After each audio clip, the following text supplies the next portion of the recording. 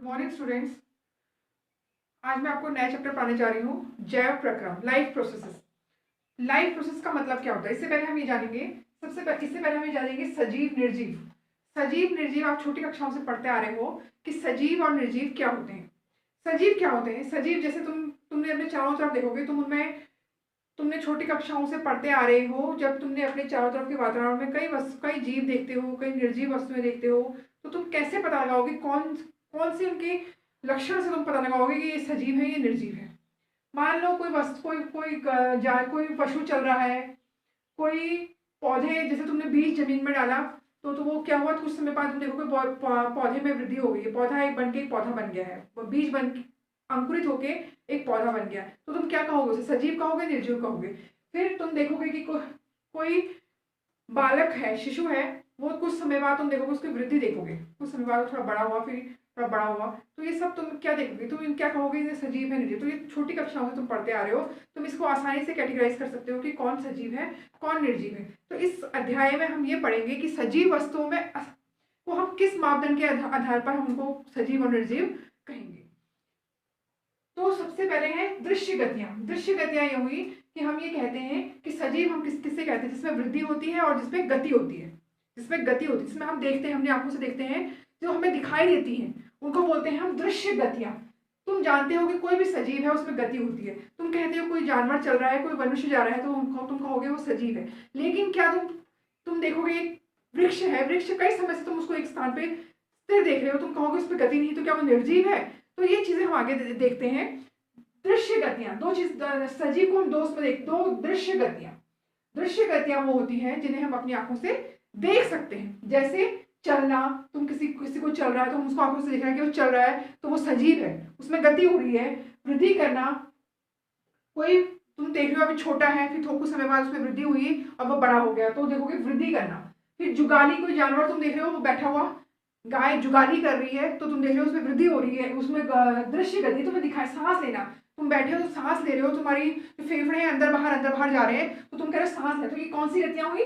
दृश्य गतियां। तो सजीव को तुम कैसे पहचानोगे? तो उनमें दृश्य गति जो तुम्हें आंखों से दिखाई दे रही है, तो उस आधार पर तुम कहोगे वो वस्तुएं सजीव है। फिर दूसरी होती है अदृश्य गतियां, जो हमारे जीव वैज्ञानिक हैं। जीव वैज्ञानिकों ने एक जीव वैज्ञानिक के आधार पर जो कुछ अदृश्य गतियां होती हैं, कुछ अदृश्य गतियां हमें देखने की मिलती है, जिसे हम बोलते हैं आणविक गति।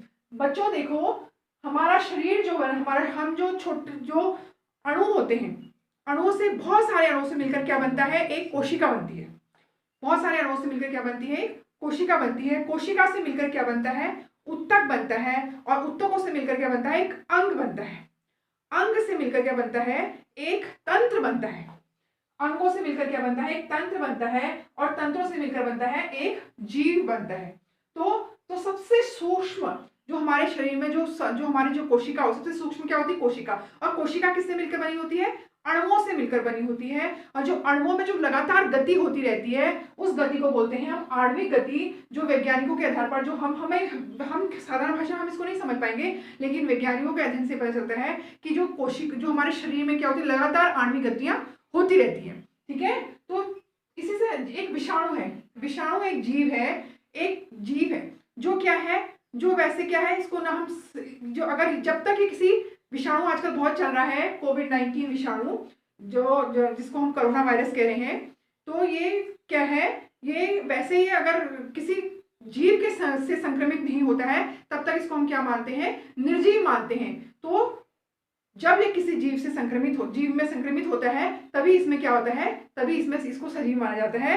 तो इसको क्या माना गया है? सजीव और निर्जीव के बीच की इकाई माना गया है। ठीक है, समझ में आ रहा है बच्चों? ठीक है, तो अब हम पढ़ रहे जैव प्रक्रम। जैव प्रक्रम क्या होता है? इसे आणविक गति, ठीक है, जो हमारा शरीर किससे मिलकर बना होता है? छोटे छोटे अणुओं से मिलकर बना होता है। तो इसी जो अणु होते हैं, इसमें लगातार क्या होती है? गति होती है। और गति के कारण क्या होता है? हमारी कोशिकाओं में क्या होता है? कोशिकाओं को जो अणु होती है, इसी से जीवन होता है। जो अणुओं की जो गति होती है, इसी से सभी जीवों में क्या होता है, जीवन निर्धारित होता है। और कोशिका को जो जीवित रखने के लिए मरम्मत तथा अनुरक्षण की आवश्यकता होती है। इसी को जैव प्रक्रम कहते हैं। तो हमारे शरीर में क्या होती है, लगातार टूट फूट होती रहती है कोशिकाओं में, अणुओं में। तो इसको बनाए, हमारा शरीर एक सुगठित तरीके से बना होता है, ठीक है। इसको बनाए रखने के लिए इसमें अनुरक्षण, लगातार इसमें अनुरक्षण और मरम्मत की आवश्यकता होती है। इसी को बोलते हैं जैव प्रक्रम। समझ में आया, लाइफ प्रोसेस, ठीक है। तो इसी और ये जो होता है, हमारा शरीर बहुत सारी प्रक्रम से होकर गुजरता है। अब हम एक एक करके एक प्रक्रम के बारे में पढ़ेंगे। तो कौन कौन सी अनुरक्षण प्रक्रम लगातार हमारे शरीर में कई लगातार क्रम से कई अनुरक्षण। सबसे पहले होता है हमारे शरीर में लगातार, हमारे कोई भी जीव के शरीर में क्या होता है, लगातार मरम्मत और अनुरक्षण की आवश्यकता होती है। इसके लिए उसको ऊर्जा की आवश्यकता होती है। अब वो ऊर्जा उसे कहाँ से मिलेगी, उसको एनर्जी की आवश्यकता। लगातार हमारी कोशिकाओं में लगातार टूट फूट होती रहती है, उसको मरम्मत की आवश्यकता होती है, उसको सही ढंग से उसको संचालन करने की आवश्यकता होती है। तो उसके लिए ऊर्जा कहाँ से मिलेगी, तो ऊर्जा करने के लिए हमें क्या खाना पड़ेगा, भोजन लेना पड़ेगा। और इस भोजन लेने को ही क्या बोलते हैं, पोषण बोलते हैं। तो हमारे जैव प्रक्रम में कई प्रकार के प्रक्रम आते हैं। सबसे पहले आता है भोजन लेने को बोलते हैं पोषण। पोषण लेने के बाद क्या होता है, हमने भोजन लिया, तो भोजन लेने के बाद क्या होता है, भोजन जो होता है ऑक्सीजन की उपस्थिति में क्या देता है, जल ऑक्सीजन। हम फिर श्वसन में क्या होता है, श्वसन से हमें ऊर्जा में प्राप्त होती है। श्वसन भी दो प्रकार का होता है, वायवीय श्वसन और अवायवीय श्वसन। हम आगे पढ़ेंगे।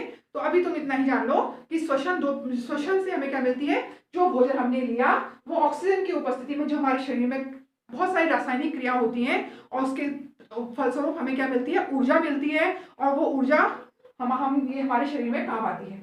फिर होता है वहन तंत्र। अब जो हमने भोजन लिया और जो हमने श्वसन के दौरान ऑक्सीजन ली, तो हमारी ये सब क्रियाएं कहाँ होती है, हमारी कोशिकाओं में होती हैं। ऑक्सीजन से क्या, ऑक्सीजन ऊर्जा हमारी कहाँ संचित रहती है, हमारी कोशिकाओं में संचित रहती है। ये आपने कक्षा 9 में पढ़ा होगा, माइटोकॉन्ड्रिया में एटीपी के रूप में ऊर्जा संचित रहती है। उसके बाद ये ऊर्जा शरीर के विभिन्न भागों तक पहुंचाई जाती है। उसमें कौन सा प्रक्रम काम करता है, वहन तंत्र, ट्रांसपोर्ट सिस्टम, ठीक है।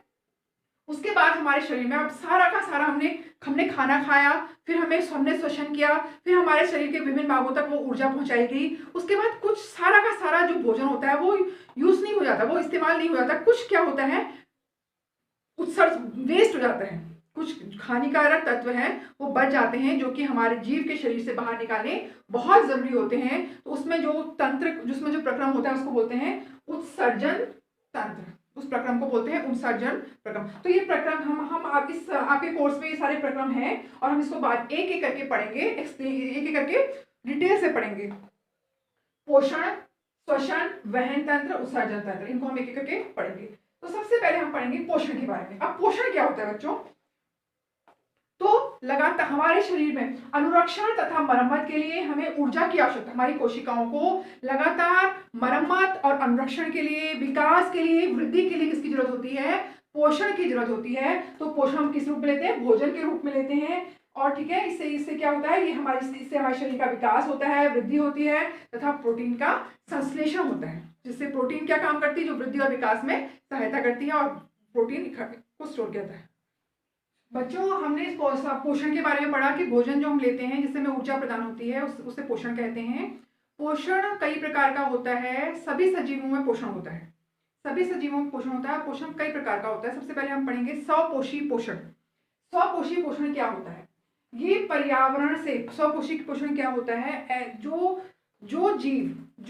जीव अपना भोजन स्वयं बनाते हैं। कैसे, सरल अकार्बनिक पदार्थ लेकर, पर्यावरण से सरल अकार्बनिक पदार्थ जैसे कार्बन डाइऑक्साइड, जल और सूर्य का प्रकाश, इसकी सहायता से वो क्या करते हैं, उच्च ऊर्जा वाले जटिल कार्बनिक पदार्थों का संश्लेषण करते हैं। उन्हें बोलते हैं स्वपोषी पोषण। तो पोषण तो सभी में होता है, लेकिन सब उनके शरीर के गठन के अनुसार सबका पोषण का लेने का तरीका अलग अलग होता है। तो जो पौधे, इनमें कौन आते हैं, हरे पौधे, जो प्लांट्स होते हैं उनमें क्या होता है, स्वपोषी पोषण होता है। ये पर्यावरण से सरल अकार्बनिक पदार्थ लेकर उनको उच्च कोटि वाले ऊर्जा वाले जटिल कार्बनिक पदार्थों में उनको संश्लेषित करते हैं, ठीक है। और जैसे ये देखिए, जो हरे पौधे होते हैं इसको बोलते हैं, इस प्रक्रिया को बोलते हैं प्रकाश संश्लेषण। इस प्रक्रिया को बोलते हैं प्रकाश संश्लेषण, जिससे कि हरे पौधे अपना भोजन स्वयं कैसे वायुमंडल से कार्बन डाइऑक्साइड लेकर जल और सूर्य के प्रकाश की और क्लोरोफिल की उपस्थिति में अपना भोजन स्वयं बनाते हैं। उसको बोलते हैं, इस प्रक्रिया को बोलते हैं प्रकाश संश्लेषण, जिससे कि वो अपने में ऊर्जा संश्लेषित करते हैं। देखिए, वायुमंडल से हमने क्या ली, हरे पौधों ने क्या लिया, कार्बन डाइऑक्साइड और जल और सूर्य के प्रकाश की उपस्थिति और क्लोरोफिल की सहायता से। क्लोरोफिल क्या होता है, क्लोरोफिल क्या होता है, जो पौधे होते हैं पत्तियों में क्या होता है, एक हरा रंग का वर्णक होता है जिसे हम क्लोरोफिल कहते हैं। इसकी सहायता से क्या होता है, भोजन बनाते हैं हरे पौधे। और इसके सूर्य का प्रकाश भी बहुत अनिवार्य होता है प्रकाश संश्लेषण की प्रक्रिया के लिए। और वो क्या बनाते हैं, कार्बोहाइड्रेट, ग्लूकोज जो होते हैं कार्बोहाइड्रेट की इकाई होती है। कार्बोहाइड्रेट और क्या बाहर क्या निकलती है, ऑक्सीजन, और हमें क्या मिलती है, ढेर सारी ऊर्जा मिलती है। ठीक है बच्चों, तो यह प्रक्रम कई चरणों में होता है। 3 चरणों में ये प्रक्रम पूरा होता है। ठीक है, पोषण, स्वपोषी पोषण 3 चरणों में होता है। सबसे पहले क्या होता है, क्लोरोफिल द्वारा प्रकाश ऊर्जा का अवशोषण होता है। सबसे पहले क्या होता है, क्लोरोफिल द्वारा प्रकाश ऊर्जा का अवशोषण होता है। जो प्रकाश ऊर्जा होती है, सनलाइट होती है, क्लोरोफिल जो होता है इसको अवशोषण कौन करता है, इसमें किसमें होता है ये गुण, क्लोरोफिल जो होता है, जो हरा वर्णक होता है पौधों में क्लोरोफिल, वो प्रकाश ऊर्जा का अवशोषण करता है। दूसरा होता है प्रकाश ऊर्जा जो होती है ये रासायनिक ऊर्जा में परिवर्तित होकर क्या होता है, जल के अणु को हाइड्रोजन तथा ऑक्सीजन में अपघटित कर देती है। देखिए, जल का अणु जो होता है ये सूर्य के उपस्थिति में, सूर्य के प्रकाश की उपस्थिति में हाइड्रोजन तथा जल के ऑक्सीजन के अणु में अपघटित हो जाता है, टूट जाता है। फिर तीसरा चरण है जो कार्बन डाइऑक्साइड होता है। ये कार्बन डाइऑक्साइड जो होता है वायुमंडल से जो प्रकाश क्रिया में, ये किसमें बदल जाता है, कार्बोहाइड्रेट में क्या हो जाता है, इसका अपघटन हो जाता है, रिडक्शन हो जाता है। ठीक है, तो ये कार्बोहाइड्रेट कैसे होता है, कार्बन डाइऑक्साइड और ये हाइड्रोजन मिलके, जो ये हाइड्रोजन, जल का अणु जो हाइड्रोजन होता है ये मिलके क्या बन जाता है, कार्बोहाइड्रेट का अपघटन कैसे हो जाता है, इसका रिडक्शन हो जाता है। ठीक है, तो क्या बन जाता है C6H12O6।